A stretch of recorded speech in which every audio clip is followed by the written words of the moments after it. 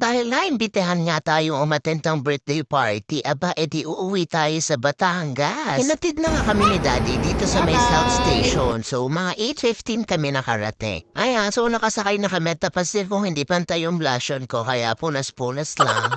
Almost 50 minutes kami naghintay at paalis na yung bus. Kahandar pa nga lang ng bus pero si Kia eto at sleepy na. Super aga niya nga kasi nagising kasi excited niya sa birthday party. At dahil ingitera nga ang lola niyo, aba ay syempre iidlit din ako. Aba in fairness naman sa biyahe namin at walang pa-traffic. 30 minutes nga lang ay nandito na kami sa Sambat. Naglakad nga kami papunta Shell kasi dito kami dadaanan nung sasabayan namin. Pagkaupo namin, saktong nagbubukas tong potato corner. Nako, nabudol na naman ako ng bata.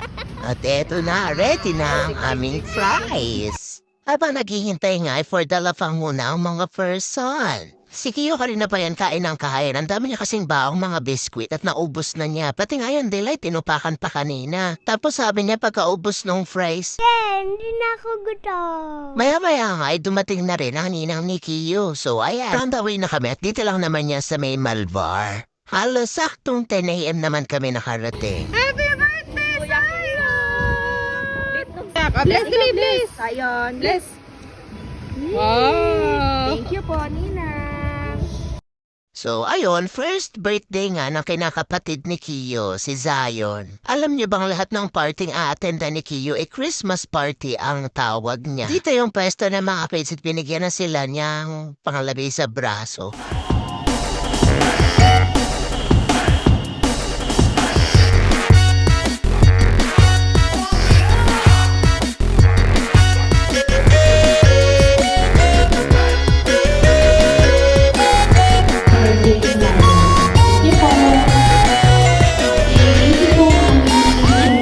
Okay, where's your mommy and daddy?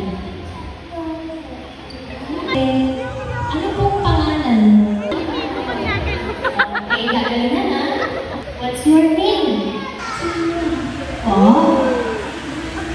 Oh, hula na lang po natin kung anong name mo. Ano po? Gio. Gio. Po, mahabang ka. Ready? Happy birthday sa'yo.